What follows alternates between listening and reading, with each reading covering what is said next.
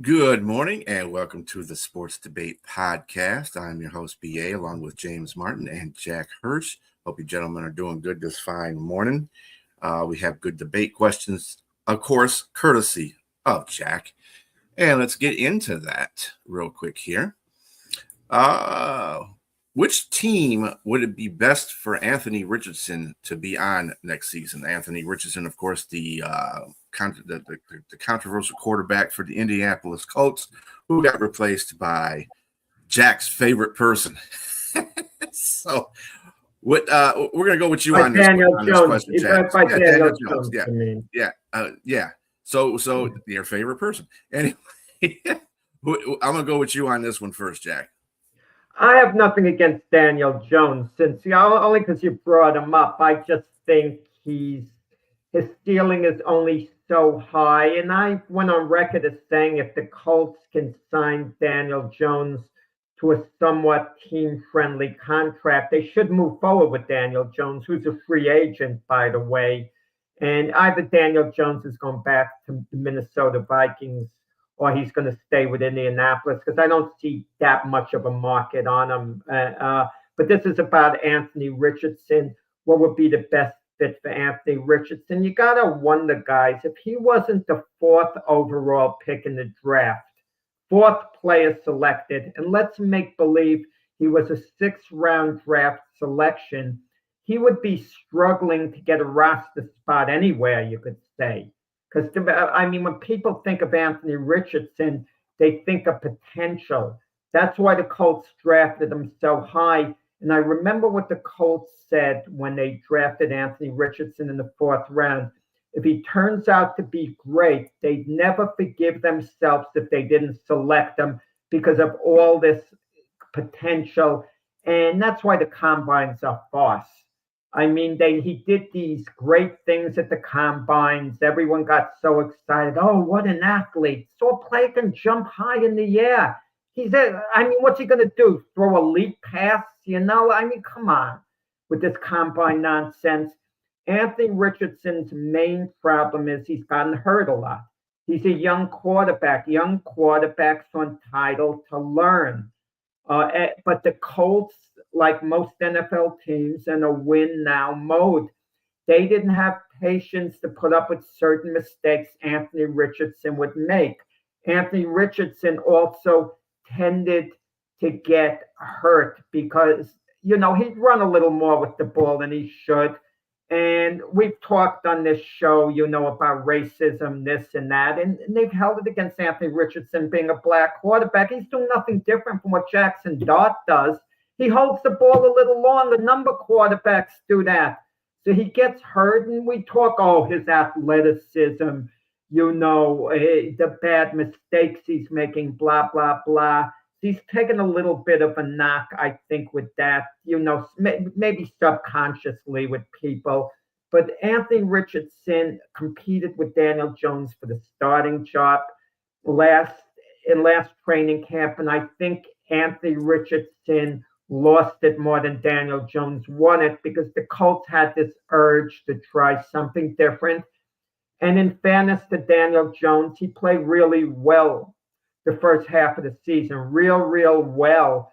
I mean, in large part because he had the best running back in the NFL the first half of last season, Jonathan Taylor. But kudos to Daniel Jones. And that left Anthony Richardson in nowhere's land. And the Colts just don't want to move forward with him at this point. He has to go somewhere else. And let's face it, you look at most of the rosters, and they're set with their starting quarterbacks.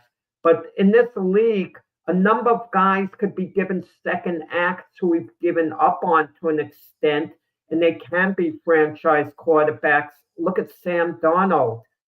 He's the best example. Baker Mayfield, Geno Smith. Guys do get other opportunities if they get in the right situation. If Anthony Richardson, the right situation would be the New York Jets. The New York Jets, because if he went to the Jets, he would be starting at some point next season. Even if the Jets decided to open the season with Justin Fields, who they owe $10 million to, who they might keep on the roster, the Jet owner, Woody Johnson, doesn't like Justin Fields. He was complaining last year that he can't even complete a pass. That was pretty demeaning by Woody Johnson, by the way, but he wasn't lying, unfortunately. And Anthony Richardson is going to get his opportunity with the Jets. Now, two things could happen. If it doesn't work out, fine. The Jets will draft a quarterback in next year's college draft, which is draft heavy. And if Anthony Richardson could fulfill his potential to a large degree with the Jets, they don't have to draft a quarterback next year. He's the guy. As long as he's basically healthy for the whole season, they'll move forward with Anthony Richardson. It's an ideal place to land with the Jets. The Jets have nothing to lose. Anthony Richardson has everything to gain. The New York Jets would be the best place for him to land. Okay. We get on this show 8 o'clock in the morning, and this guy comes on here and says the Jets would be the best place for Anthony Richardson. Man, come on, Jack. I was thinking Jack was going to say a whole nother team. I should have known. I should have kept my first thoughts of Jack as being a homer and going to pull out of his pocket the Jets being a team for this guy.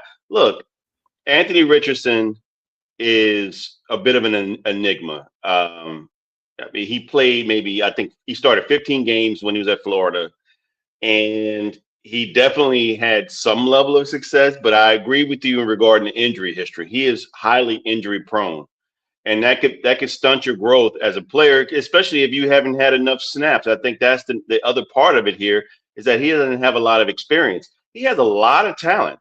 I get what you're saying in regards to the combine. You can see a guy jump through the roof, throw the ball 70, 80 yards on a dime. I mean, but the thing is, when he got drafted at 4 overall, I did think that was a mistake. I drafted him that high, but he was drafted on potential. But at the same time, there were some flashes as a rookie. I mean, he did some really nice things that he was able. You could see, okay, this kid has a lot of potential, but he needs experience. And he needs to stay healthy. Those are the two main things that put him, set him back in his career, and ultimately got him benched. And his found his way outside of, or he's finding his way outside of Indianapolis. With that said, I can't see him having some level of success with the Jets. Jets got to figure their own thing out first before you can bring somebody. You need to be stable before somebody to be successful. In Anthony Richardson, he needs to come into an already stable environment. The Jets haven't had that in years, Jack, and you know that. They gotta have a whole situation stable so he can come in, sit on the bench, sit behind an already established quarterback where he can learn from and pick up because again, he's gonna need that quality starting experience, but they threw him in the fire to the Wolves. They didn't throw him in the fire, they threw him to the Wolves in Indianapolis. So he's going to have to go behind somebody. Yes, exactly, for tapping out. He sure did, which is that's kind of scary. This is the guy that's supposed to be the captain of your team at some point. Look, I think that there's a possibility that if he goes to somewhere where you see there's evidence of revitalization like Minnesota, Kevin O'Connell and Sam Darnold, maybe we can have a guy come in and sit behind another quarterback, let McCarthy do his thing. I don't know if he's going to learn anything from him, but they may have to get a couple quarterbacks. But that wasn't my number one stop. Hold on, Jack. That wasn't my number one stop. Let that line down. Let McCarthy do his thing. I love it. You're right. I said learning under a specific coach, though. A coach can help teach a guy to be able to do some things better. Because Sam Darnold, as high, he was picked number 3 overall and had no success where he was anywhere until he. And I know Sonya like to say that he had some success in Carolina, but it really wasn't that. All right, he didn't have any success until he got to Minnesota. All right. With that said, I would pick Los Angeles Rams. I like McVay. I like Matthew Stafford. I think a strong arm quarterback, another strong arm quarterback can learn from another strong arm quarterback that has some difficulties in his early years with the particular organization. We're talking about the Lions, but was still very good there, and became a great success. And with McVay, I mean, he had a team and set up. He knew his strengths there, and I think the same thing can happen for this kid. I mean, at least the opportunity would be there for him if he can stay healthy. But I think he would learn under the next couple of years that Matthew Stafford will be there, at least 1 or 2 years. And who knows? Maybe McVay can get the best out of this kid, and you can see an All-Pro or a Pro Bowler. Well, wait a second. He's been on the sideline.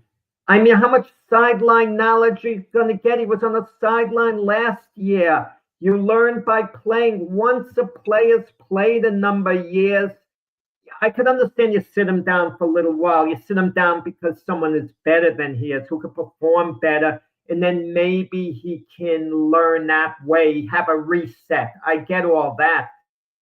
But you can only reset so much, and that they have a backup quarterback, the Rams. What's his name? The kid from Georgia, Stetson Bennett. Come on, those are 2 different quarterbacks. And who knows? And you're retiring Matthew Stafford in 1 year.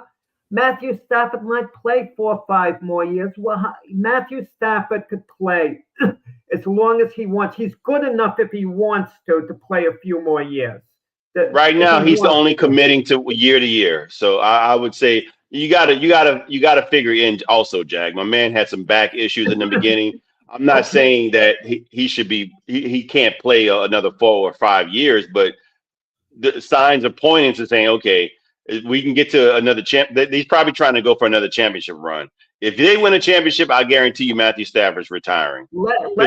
Physically, the game has paid a toll on him. Anthony Richardson needs to go somewhere where he can play, and we'll have our answer. Either he can be a starting NFL quarterback or he can't. Reportedly, he did well in the competition against Daniel Jones in training camp. He actually played well, reportedly, but they were tired of everything they were going through with Anthony Richardson a few years before. And the Colts wanted to try Daniel Jones. As far as Kevin O'Connell, why are we hearing about him being this great quarterback guru? This is a guy who's going with J.J. McCarthy over Sam Darnold and Daniel Jones.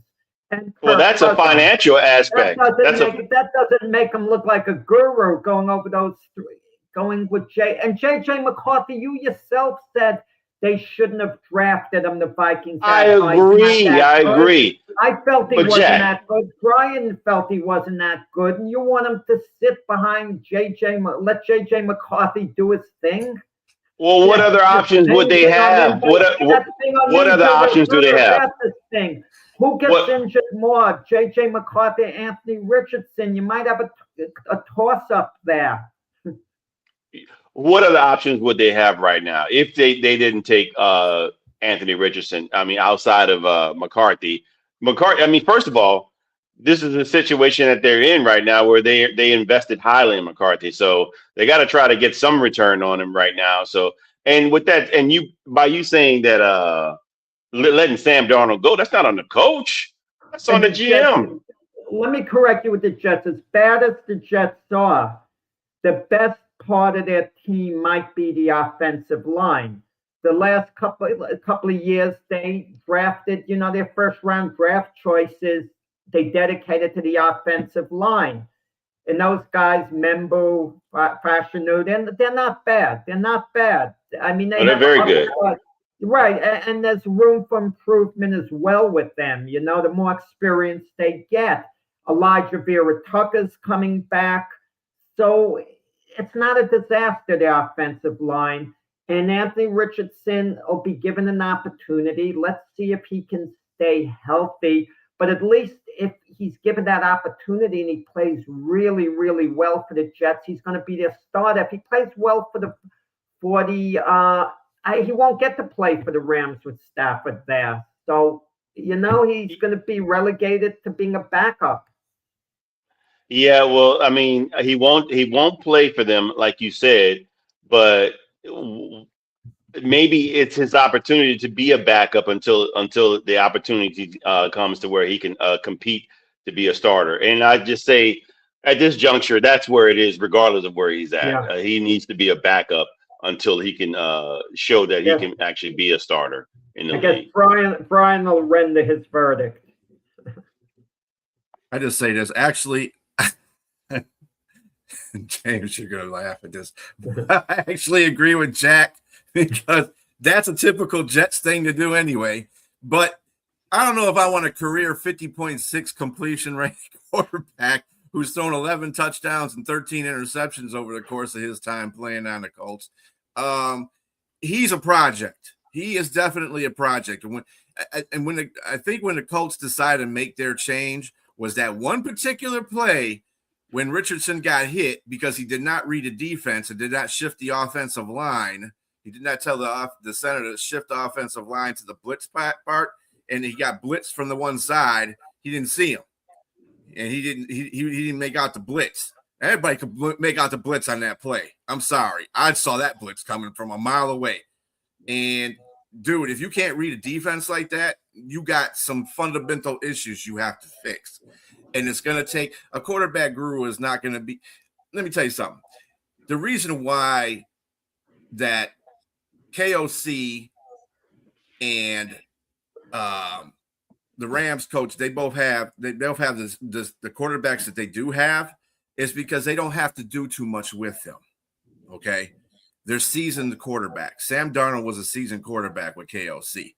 Yeah, he didn't do a lot with other teams. He's still a seasoned quarterback. And this is what you're seeing in J.J. McCarthy now. He actually has – because he's the quarterback guru. All of a sudden now J.J. McCarthy don't know how to play football. And that goes to the fact that you're putting too much on KOC to be the quarterback guru. If you want to put him on any team, I think San Francisco would be a good team to put Anthony Richardson on because you do have a guy that's a legitimate quarterback guy. He's getting the most out of guys that are just average. If you look at it, both the quarterbacks that play for San Francisco are just average. You may say, oh, well, Purdy is – no, Purdy is an average quarterback. He just has a good team around him. That's the thing, and he's making the most of it. So I just think that – I mean, it would be a Jets thing to do to get Anthony Richardson. I have to agree with Jack. But if he should go anywhere, it should be San Francisco because they'll have time to mess with him. You know what I'm saying? They got quarterbacks on there. He could be a third-string quarterback, and they can fix him. But it didn't work. Wait. But Trey Lance, it didn't work out with Trey Lance with the Niners. They weren't willing to keep him as a backup. So it's don't be so sure. And they have Mac Jones as a backup for at least one more year, and then they'll probably have to move on from Mac Jones. I mean, I get that, but you all could say the same thing. You all could say the same thing about what I just mentioned in regards to the Rams. I mean, I think McVay is as good as it gets as well. So yeah. I mean, I don't think. I mean, who has he created though? I mean, Goff is one guy that he worked with, and he didn't work with him his whole career. So he but they got to a championship with him. He drafted him. But that wasn't with McVay, though. That was with a different coach. That was McVay, sir. That was McVay.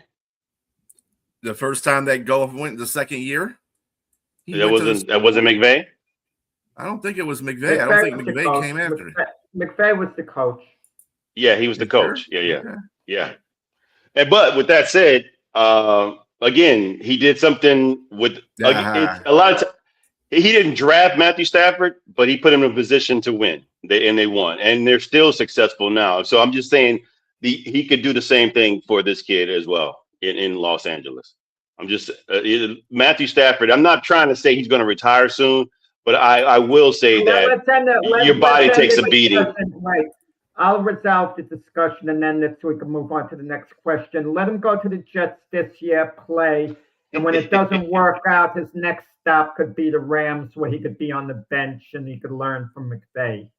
If it's a disaster I'll say this. If it's a disaster with the Jets, he's probably not going to do much of anything else nowhere else.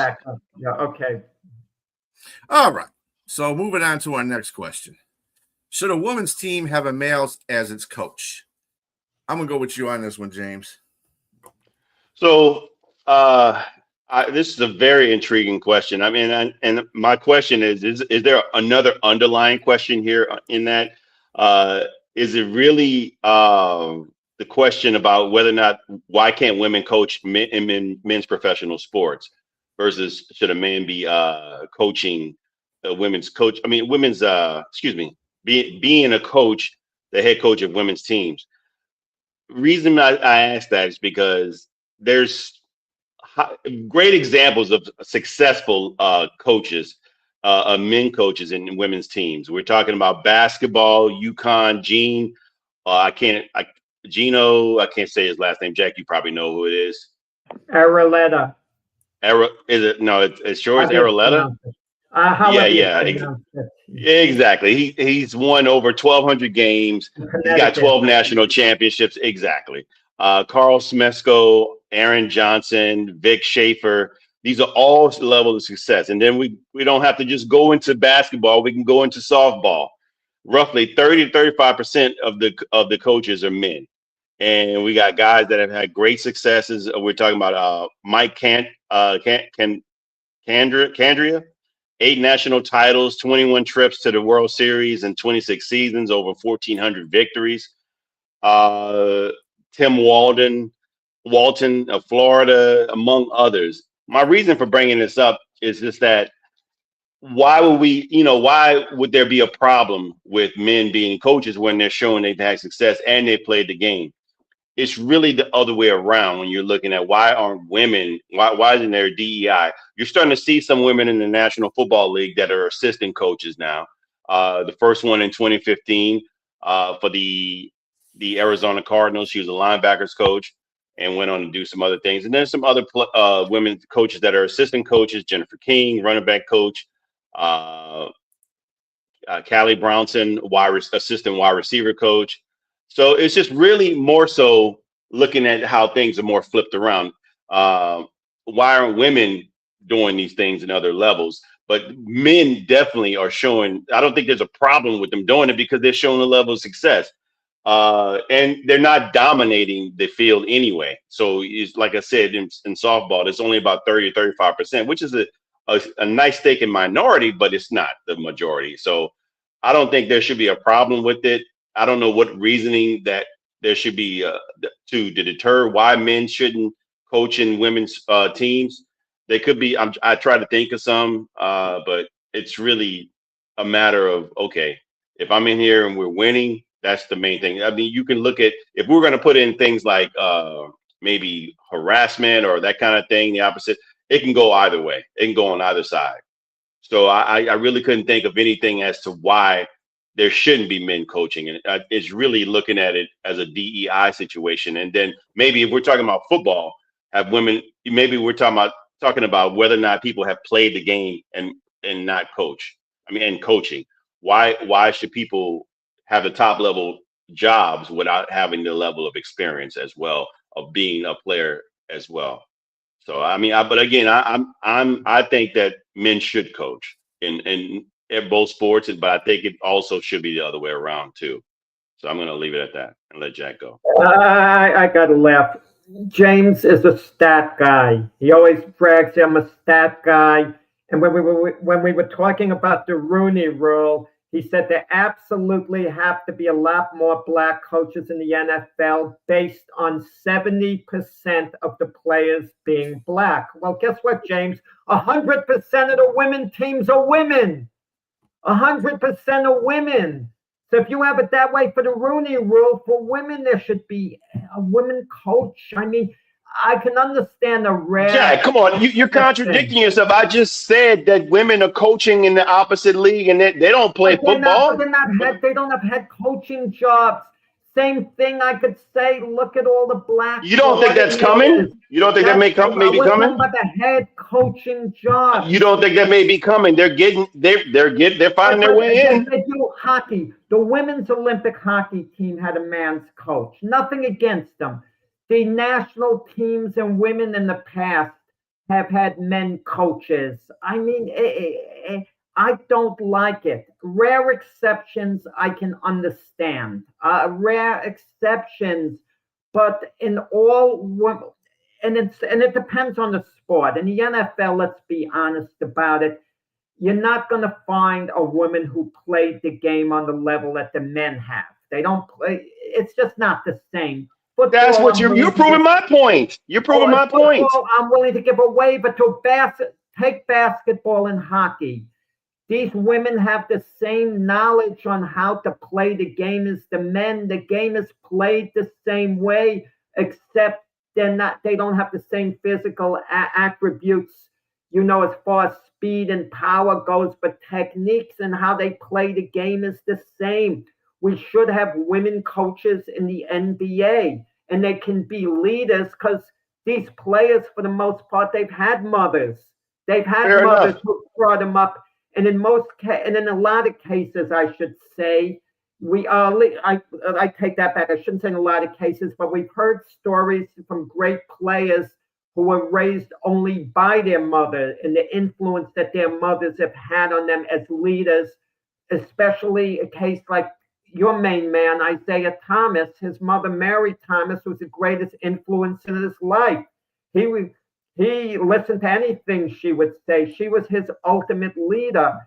And so women can coach in the NBA, but an all-women's team, it strikes me the wrong way. With all the women out there who are competent as far as who could be good coaches, who played the game, I don't want to see a male coaching an all-women's team like the United States women's hockey team. I just don't want to see it. This is their sport. It's different. It's a different team. The women and men's team, it's the same sport, I meant to say. It's the same sport, but it's different teams. Come on, Jack. Hold on. You're telling me I value your opinion. I value your thought process, but you're telling me that people who are the fans of those teams that I just mentioned that were highly successful. I mean, again, like was it UConn? UConn. Yeah, Mm-hmm. no, the softball team. I can't. Mike Condria. He won 8 national titles. You think people are going to be crying about him being the head coach because? But what about the women's teams like Pat Summit who've won? I mean, you don't see. I agree. They have won, but at the same time, if somebody's successful. Dawn Staley interviewed with the Knicks or didn't interview with the Knicks? Wasn't even considered. Okay. Well, she should be. I agree. Okay. She should be considered. The point is for an all-women's team, they should have a women's coach. I don't like the amount of male coaches coaching all women's teams. It's a minority, Jack. More women coach women's teams. It's a minority. I don't think it's a problem to where, especially if you're winning.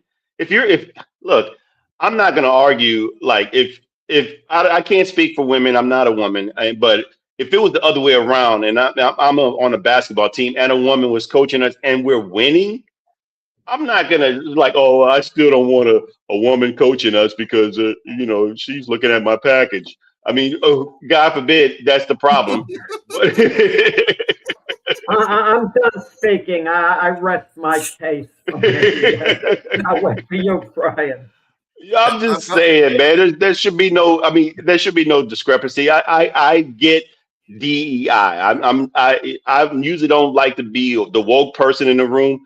But look, if somebody's winning and you're the opposite sex, you can't argue that. I don't care what it is. If you're winning, I'll let you go, Brian. My bad. Yeah, you're good. No, you're good. I'm just gonna keep it real, everybody.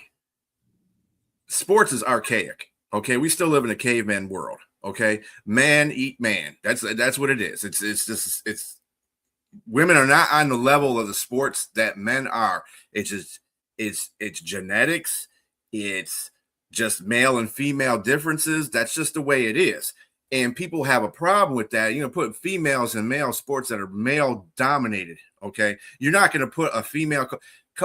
Female coaches have gotten on NFL teams. True. But I don't think they're ever going to achieve a head coaching position. There's not, because you're not going to be able to. Too much alpha, too much testosterone in a room for a woman to get to that for an NFL pro team. Maybe college, but for a pro team, that ain't gonna never happen. Hockey, little different. I think the best coaches that would come for a professional view would come from the WNBA, because that's a professional sport. And there's not really a professional women's hockey. There's not really a professional women's football association. And there's not a professional baseball association that is, with women in it. So I think this is where the disparity is going to come from, because we still live in archaic, even though we don't want to feel that way. We want to be as open-minded as James is. And I think everybody wants to be that way. But the problem is, it's not going to happen that way. It's going to take some biblical proportion to get this stuff switched around. And I can't see it happening in professional sports. College sports, a lot better chance of that happening. But professional sports, NBA, WNBA, and NBA. Right, Brian, but you're not answering the question yourself. Should a women's team, and let's be a little more specific, the United States Olympic women's hockey team, shouldn't they have had a women's coach instead of the male coach? Now they won the gold medal. Kudos to that and team. that answers your question right there. That answers your question right there. Okay, so then it's okay. It shouldn't make any difference, you feel. Bill Laimbeer coached the Detroit Shock to a couple of championships. Okay. So I'm not, and that's in the professional field. So he was a man coaching a professional team in a woman's professional sport, and they won 2 championships with him. So I'm not, as James said, winning is everything. And if the Knicks were in that desperation mode that they felt that they needed to hire Dawn Staley as a head coach, that tells you a lot about that organization, because you're basically going. I mean, Dawn Staley wouldn't be a bad coach. She's not. She's a great coach. Her name came out there. They didn't seriously consider. I know it was a circus story. It was a circus story made to draw headlines to New York. I understand that, but at the same time, I mean, it wouldn't have been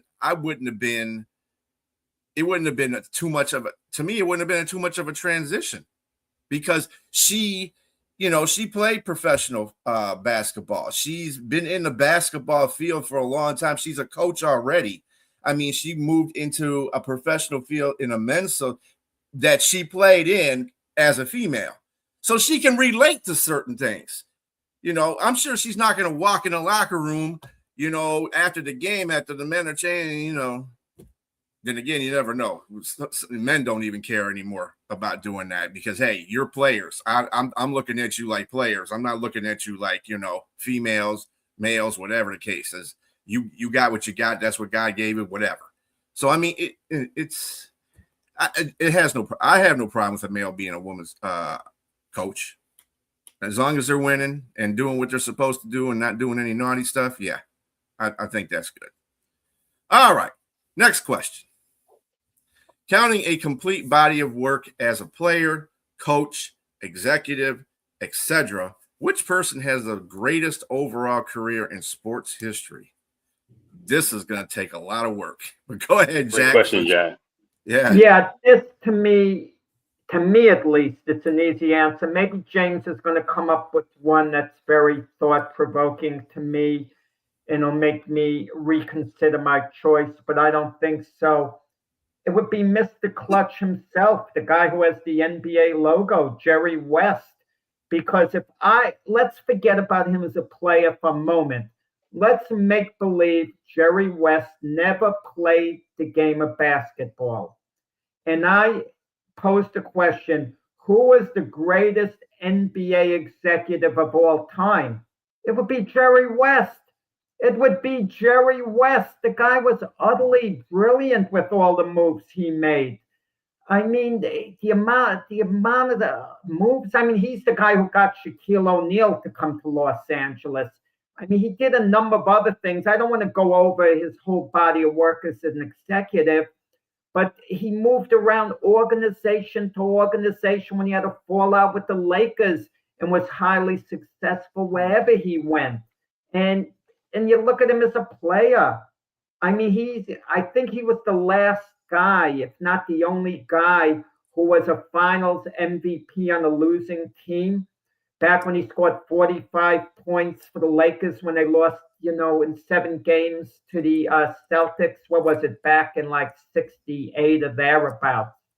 The guy was just a brilliant player. Johnny Sally, your guy from Detroit, Brian, puts him on his top 5 of all time when they ask him to name the greatest team. I think that's a little bit of a stretch, but Jerry West is a top 20 player of all time. He absolutely is a top 20 player of all time. And you talk about the modern players, what they do, what the old timers couldn't do. Go back to the final series against the Knicks, game 3. Time running out, the Lakers are down by 2 points. There's no 3-point shot. Jerry West heaves a shot on the run past midcourt that swishes it in and sends the game into overtime. But he's just a great, great player, great, great executive.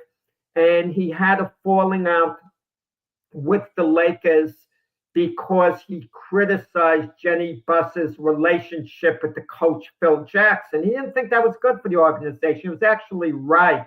So they always had it in for Jerry West, the Laker organization. But he went elsewhere with great success. And it's got to be Jerry West. I just can't see anyone exceeding him.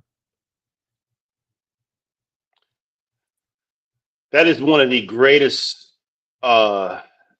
answers I've heard in a long time. This is one of the greatest questions I've heard in a long time, because that's a very complicated. You look at how players can not only be successful at their level, I mean, at the elite, at the level of of Jerry West as a player, a LeBron James, Michael Jordan, but to get over the other side where things are, you only have limitations when it's in your control, because ultimately everything has to go right from the people that you hire, that you put as head coaches, that you draft as players, things having a relationship with your organization, the ownership.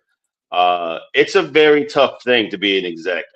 It's very underrated. We talk about people like Bill Polian in the NFL, GM, that to be successful at 2 organizations with the Bills and the Indianapolis Colts at the highest level.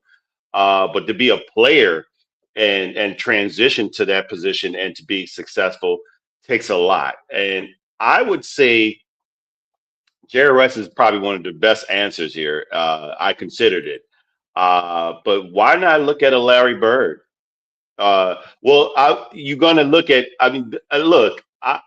I'm almost giving myself here as when I looked at Jerry West and I wanted to pick Pat Riley, but Jerry West picked Pat Riley himself. So that makes Jerry West look even better, because Pat Riley's success, even Pat Riley came out and even said that that was his mentor. He was actually doing commentating before he got plugged into coaching for the Los Angeles Lakers. You have to give Jerry West some credit for him being his mentor and have making him a success as well as a head coach, and then ultimately becoming an executive itself. But with that being said, I like Larry Bird. I mean, Larry Bird was a great player. Jerry West on the player level went 1-8. He went 1-8 as a champion. He went to nine titles games. NBA finals, but he only won one of them. He was a 14-time All-Star and then one-time MVP in '69. But I think Larry Bird as an MVP as well, and as if the injuries wouldn't have riddled him, who knows what we're talking about with the Celtics winning. I mean, those battles that they had with the Lakers, that they're winning more championships maybe. But at the same time, Larry Bird went on to become head coach. He was a coach of the year with Indianapolis, and he also became the exec, and he was voted executive of the year as well. So the success level for him has been great as well. But I could see why Jack would pick Jerry West in this situation because of all the level of championships that he's gotten. He's had more success as an executive than he has as a player. Larry Bird is a stretch. They never won a title. I could understand John Elway. They did win a Super Bowl with him as an exec, but then he flamed out after that. I could name a guy like Phil Rizzuto, great Yankee shortstop who had a phenomenal career in the broadcast booth, that was legendary with the Yankees, kind of guys like that. Joe Torre too. Joe Torre is a player, then is a manager. Michael Jordan, I'm not sure whether you mentioned he was a lousy owner. He was a lousy owner for sure. If he was a great owner and they won an NBA title, then you would consider him. It's if we want to dig back into the past, and I'm guilty of not researching this before the show, I got to come clean. The name of Otto Graham comes to mind. Great quarterback, and he coached for years. I have to study his coaching resume, but I believe there were championships involved. You're also missing Bill Russell. Bill Russell, 11 championships as a player, but 2 as a coach. But that was a continuation on the Celtics, where he became a player coach, and then he coached afterwards, and he was a so-so coach with the Seattle Supersonics. See, where he was so-so. Had they taken their game up the team a few levels, and he was a phenomenal coach, then I mean, you consider him perhaps, but no. But to answer Richard's question, he mentioned Pat Riley. That was one of my choices. Wasn't a great player, James. He was. No, I'm just saying yes. But as a coach and an executive, he was great. I mean, but whether he was a great player or not, look, you could say that he won a couple of championships as a player. Let me just break it down to you simple.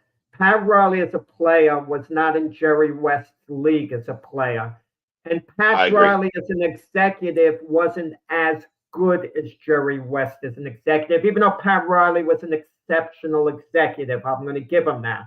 He was exceptional, and he has the coaching. If you combine his coaching and him as an executive, you could put him on Jerry West's level outside, off the court, and maybe even a little ahead of Jerry West if you want to include the coaching. Even if I give you that, he's nowhere near Jerry West as a player. So when you average all that in, that puts Jerry West ahead of him. Did Jerry West coach?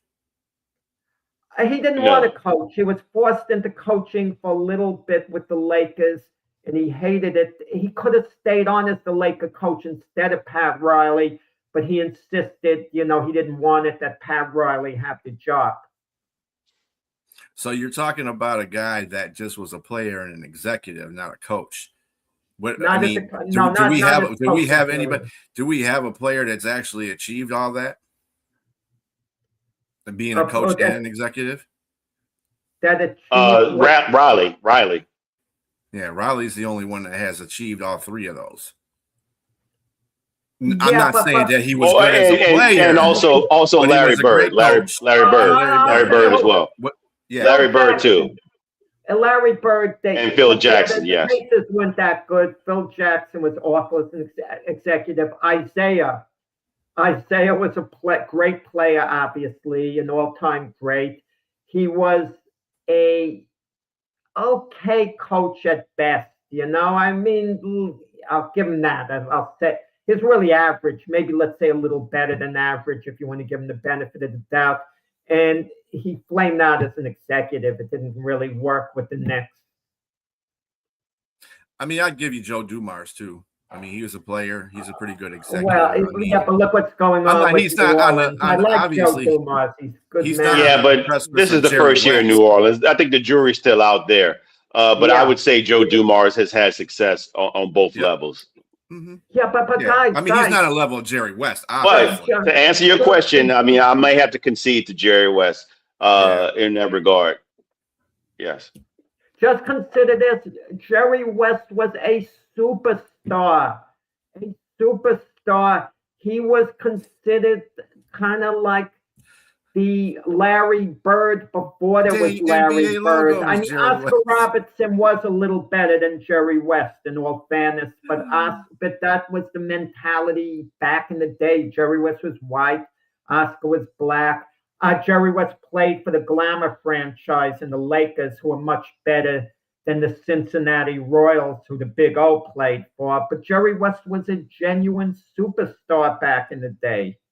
Yes, without a doubt. I agree. I don't think there's none of that pertains to the question here. The question is how I mean, who was the greatest overall, coach, player? Body of work. Yeah, exactly. Yeah, the body of work. So yeah, and we didn't see Big O do any of the other things.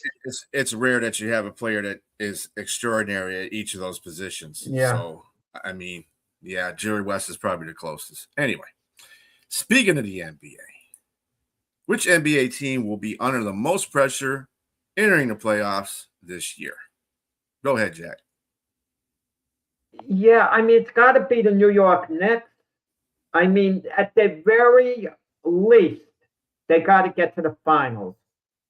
If they don't get to the finals, the year is a complete waste. It's a disaster, assuming everyone is healthy on all the teams. Obviously, if a key guy like Jalen Brunson was out during the whole playoffs and they didn't get to the finals, people give a team a pass. This is with any team, if their star guy is out. So I shouldn't even mention that. So maybe I should retract that statement. But all factors equal, all the teams are healthy, ready to go. How can you accept the Knicks getting eliminated short of the playoffs? I don't want to hear that the Pistons have improved. The Cavaliers now have James Harden. The Celtics are completely healthy. That Jason Tatum is back for the playoffs, etc., etc. Knicks got to get there. They made a coaching change. They went to Mike Brown, who I happen to like, by the way. I think he's a solid coach, not a spectacular hire, but he's a solid coach, a good guy, knows the game. But they moved on from Thibodeau. If they don't get to the finals, we're going to be hearing the way they should have stayed with Thibodeau, even though he didn't get the Knicks to the finals. And this is it. Finals are bust. We're not even talking winning the NBA championship. We're talking about getting over the hump and winning the East. They just got to get there. Any other team won't be under the same pressure. OKC's already won it all. People aren't going to get upset with them. The Celtics have won it all recently. The Cavaliers are under some pressure. The Pistons have overachieved this year. They might be as good as their record says they are. I'm not saying they're not. But if the Pistons don't get to the finals, the Detroit fan base is excited. They might even be thinking maybe we might be able to do it this year, but if not this year, the future looks great for us, next year. But for the Knicks, the future is now. There's no looking ahead. They don't get to the finals. They can't run it back with the same squad. They can't. If you want to talk about the Lakers, I mean, it's the usual old talk with the Lakers. They're not getting to the finals with Luka, LeBron. They're good soap opera fodder for the Stephen A. Smiths and the J Trains to talk about. Sure. Houston Rockets with Durant. I complimented you, James. I love Stephen A. Smith to listen to him, But I thought I'd give you a little dig there, have a little fun. The Houston Rockets with Durant, it's probably the same old story. The Warriors along in the tooth, Anthony Edwards. I think the Timberwolves, usual story that's going to come short, and we're used to accepting that. It's got to be the Knicks.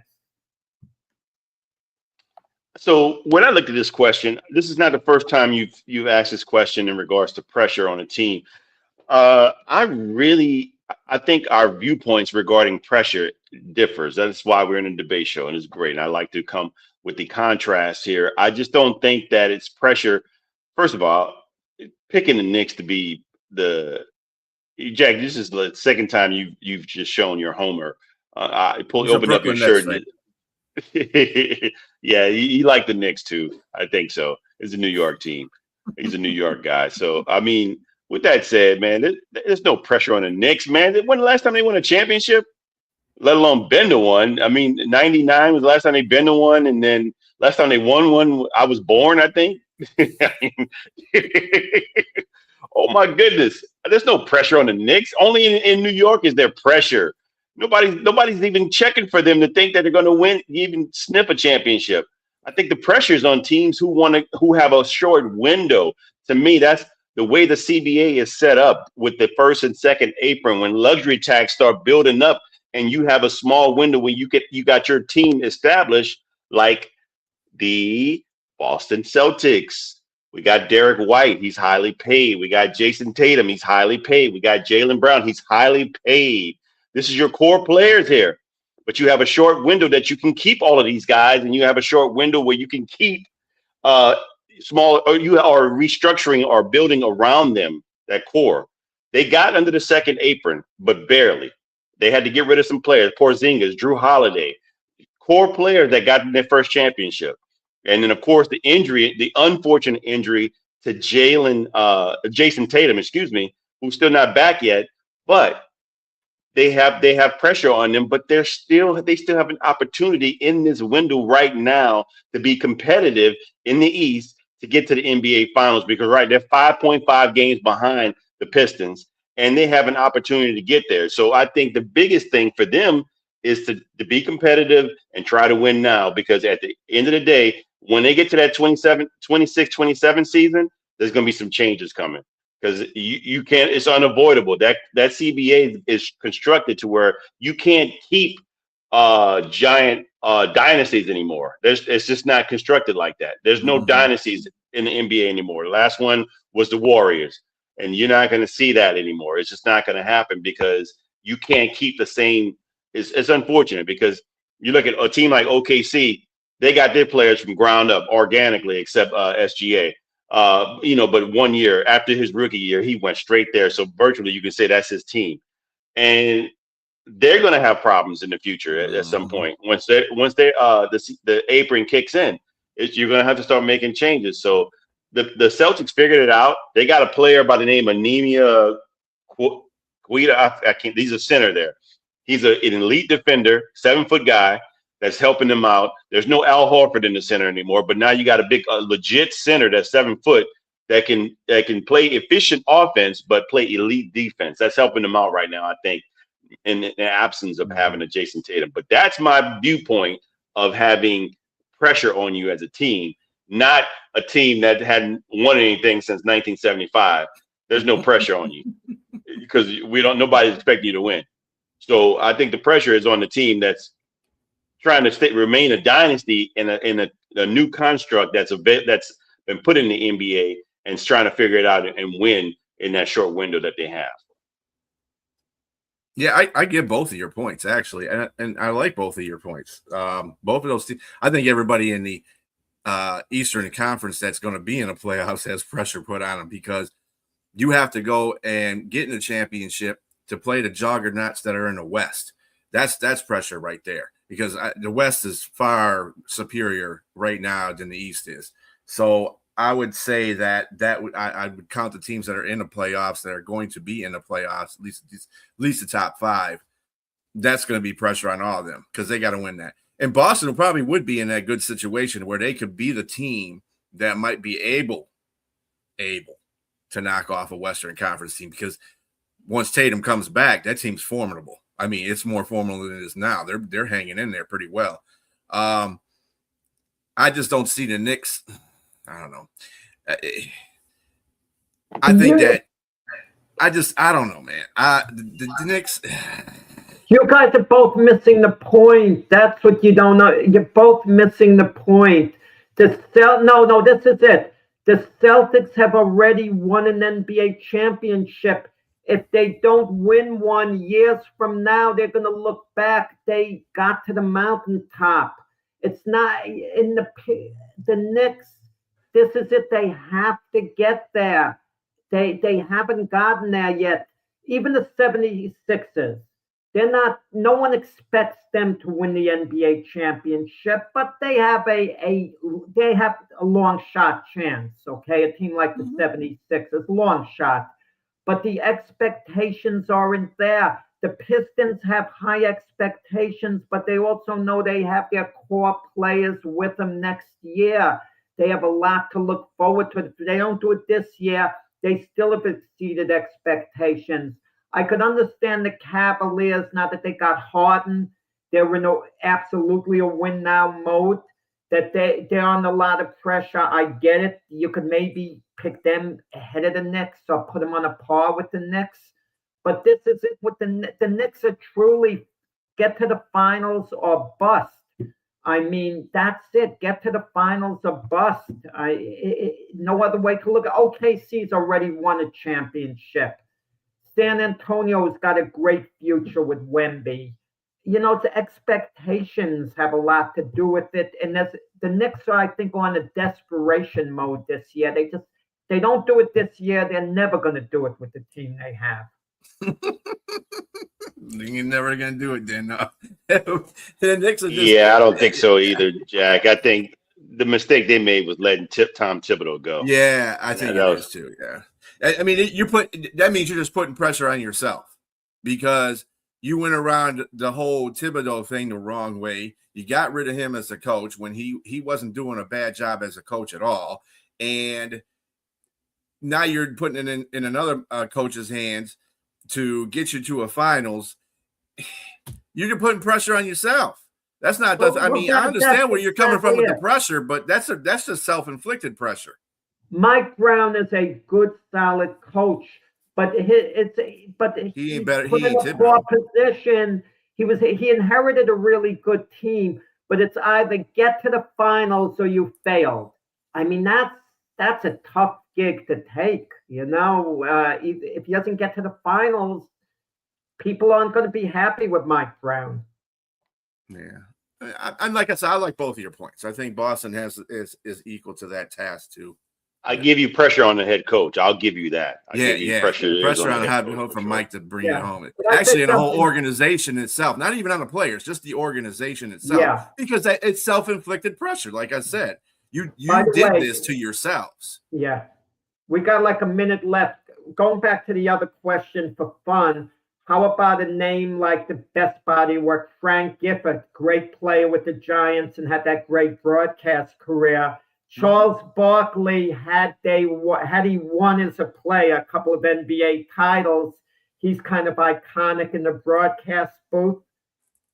Charles Barkley probably has 12 championships in broadcasting just for how crazy he is. And guys, years from now, if Tom Brady establishes himself as a great broadcaster, then how can you not give it to Tom Brady if he is a top-of-the-line broadcaster, considered one of the best in the business? If he goes Russell, he'll be even better. Stay on for 1 minute after the show. I just want to mention something to you. All right. Well, that's going to conclude today's show. Do join us again next Saturday at 8 p.m. Same cast involved, and we'll debate some more sports topics. Everybody have a great Saturday. Adios.